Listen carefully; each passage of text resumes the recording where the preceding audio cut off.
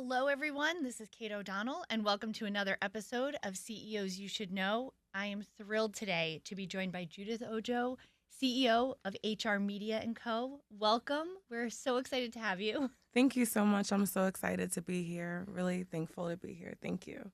I'm excited to dive in because you have had an impressive career, spans across nonprofit, government, corporate sectors. What are some pivotal experiences that shaped your journey to founding HR Media & Co.? Yeah, so all of the different sectors that I've been a part of, nonprofit, government, and corporate, were actually at the core of HR Media and Co.'s founding. Sorry, I realized that I loved HR and wanted to do something to create a focus on HR and the future of work.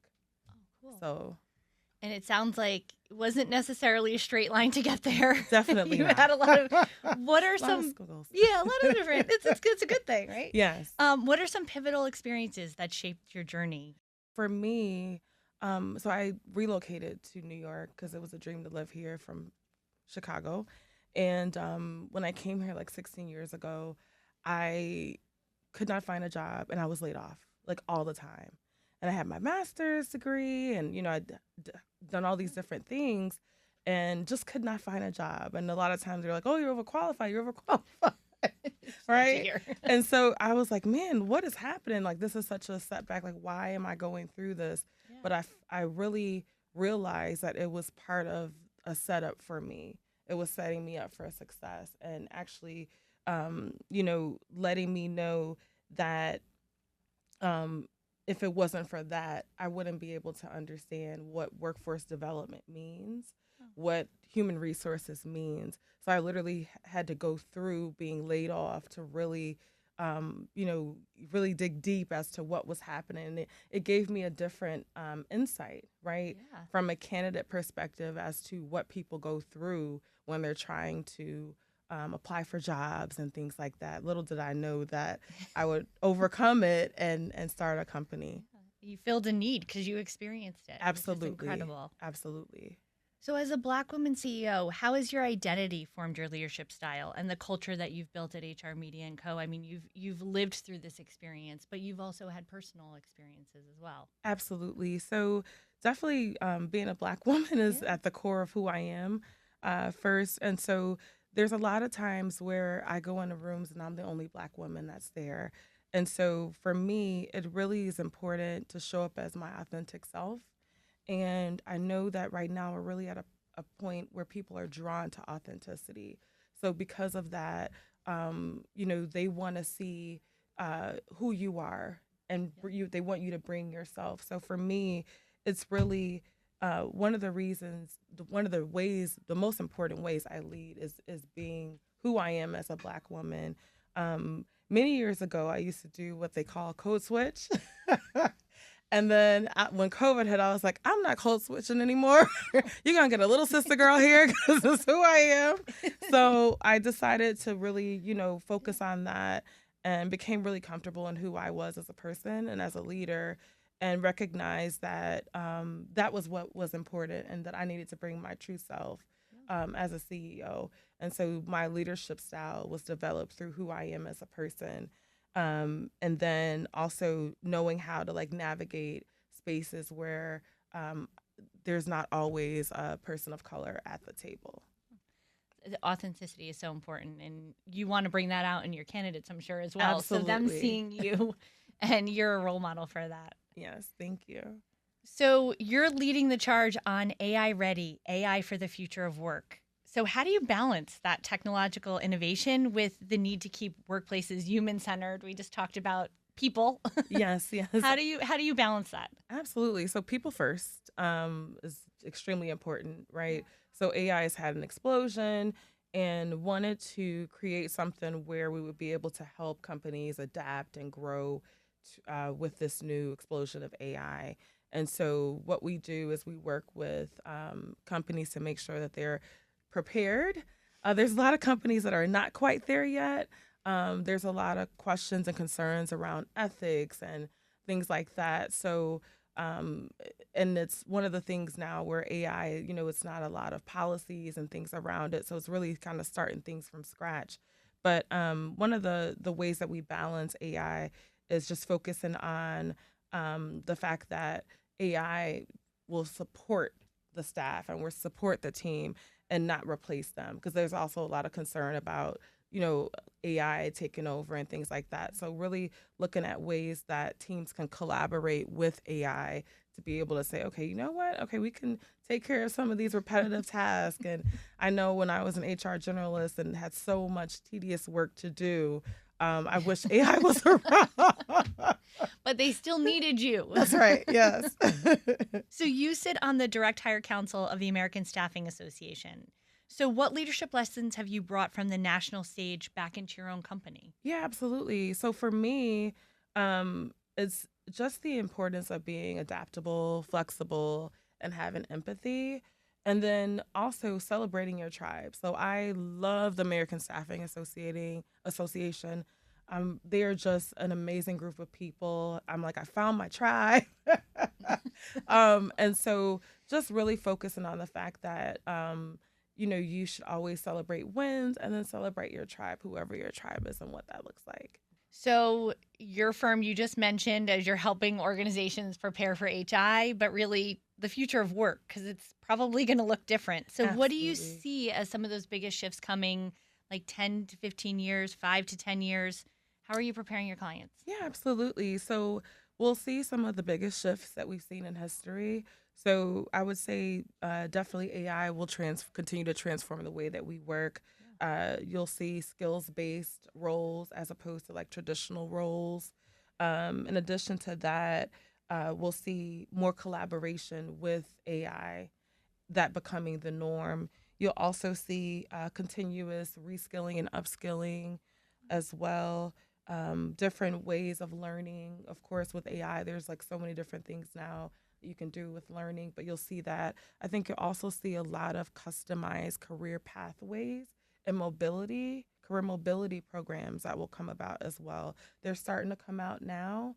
And so I think you'll see a lot of that as well. Like a lot in the next 5 to 10 years is going Absolutely. down. Yeah. And I mean, you talked about preparing these companies for all that's to come, but succession planning is a big part of your mission as well. So, why do you believe this is an area that's overlooked, and how do you think that we can help organizations take it more seriously? Absolutely. Well, because it's not necessarily an urgent need. It's always, for the most time, put aside. No, we don't really. We can do that later. We can do that later, right? And so in HR, we're used to putting out fires all the time, right? So also it can feel uncomfortable as well. I think is one of the reasons why a lot of companies kind of shy away from it, because there's like different transitions, leadership transitions, and things like that. And it can be a challenge to kind of sometimes discuss. So I think that's one of the reasons. And then also being able to just prepare for the what ifs. So I think a lot of companies just are like, okay, we won't deal with this unless we have to deal with it if it's not, urgent. So I think that's one of the biggest reasons why. Awesome. So, if you can wave that magic wand and you can help companies approach workforce development differently, what would you do? Yeah, absolutely. I definitely would approach workforce development with a futuristic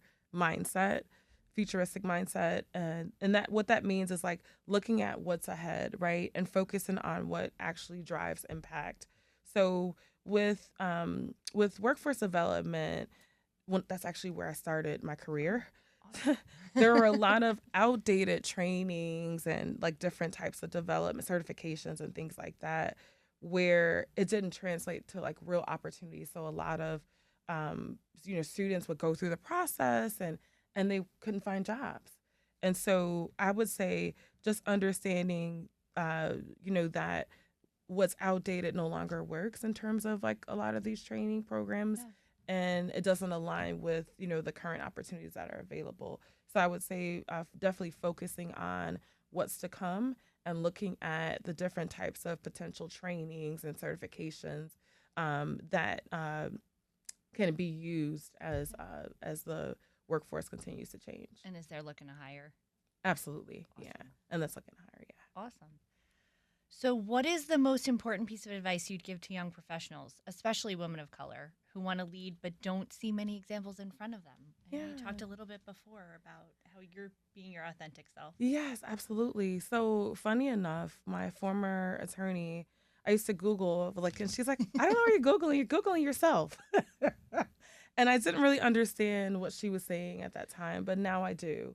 And what that means is that sometimes there's no point of reference for what you're doing or what you're looking to do. So, regardless, you have to do it anyway, right? You have to show up anyway.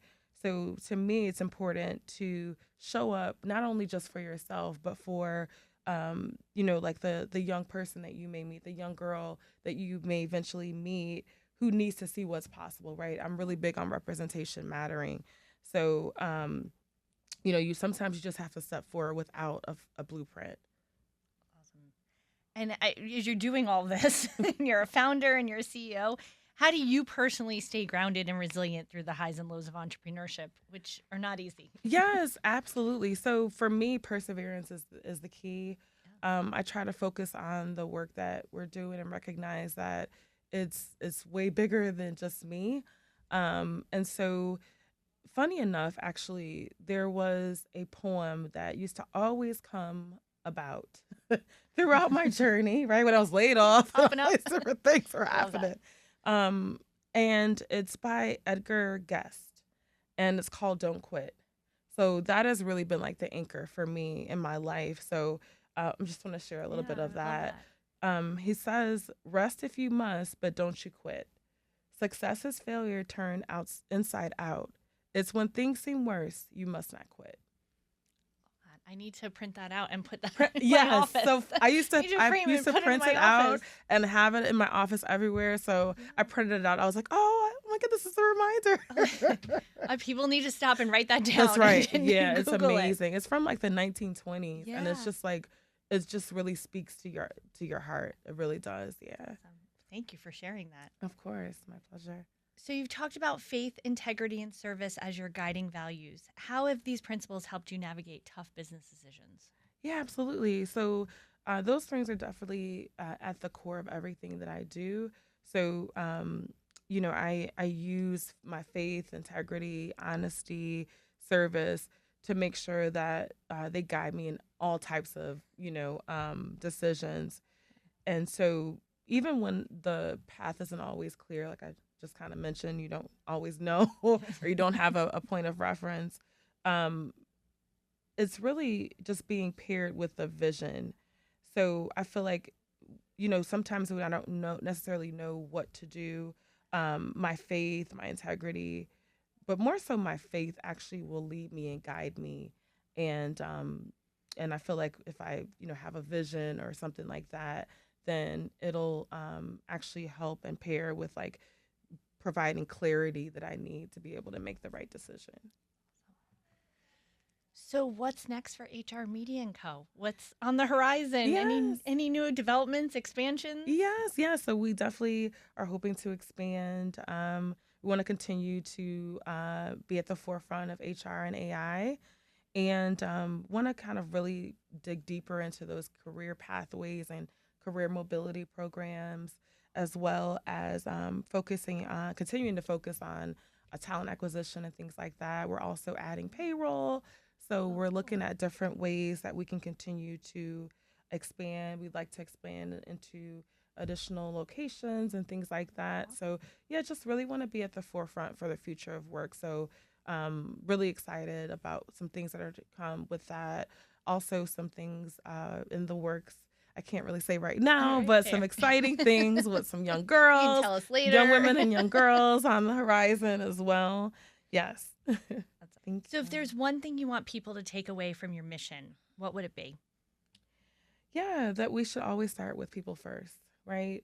So I've said this for years, and I really mean this. Everything starts with a simple hello, right? So just understanding that that's really like the core of everything that we do. And funny enough, even when I meet people, they just come up to me, start talking. I'm like, "Hi, I'm Judith," because we have to start there first. As I right? did before in the yeah, elevator. exactly. Yeah, we have to start there first. We're human first. So that's really like our mission is making sure that we start there, right? We don't neglect that important human component, Human right? connection. and connection, and just like focus on the fact that that actually builds like the culture, the connection, the collaboration, everything that you're looking for. And our goal is really just to make sure that companies have that, incorporate that, but then also prepare for the future of work. But then in addition to that, are excited about the future of work. There's so many exciting things about the future of work. So our goal is really to get folks comfortable with the future of work, what's to come. Don't run from it, right? Start preparing for it. Be a part of it. Be a part of it, exactly. We spend so much time at work. We need Yes. we need to embrace Work-life balance. Yes, there you go. That's the second part of it. That's the second part, yes. So, lastly, is there a call to action you'd like to share? Like, how can people engage with you? How can we support the work you're doing? Yeah, absolutely. So we'd love to continue the conversation with you. You can visit us on our website at hrmediaandco.com. You can also follow our journey on LinkedIn, HR Media and Co. If you put it on LinkedIn, you'll find it. So that's awesome. It has been such a pleasure. Thank you so much for taking the time. And we hope everybody goes and checks you out and checks out HR Media & Co. So again, it's Judith Ojo, CEO of HR Media & Co. And we wish you the best of luck with everything, that all your new developments and expansions. You have a lot of exciting things going on. So we hope to keep an eye out in the future. Yes, thank you so much for having me. It's been such a blast. I'm really happy to be here. Thank you again. Well, thank you again. And thank you for joining us for another episode of CEOs You Should Know.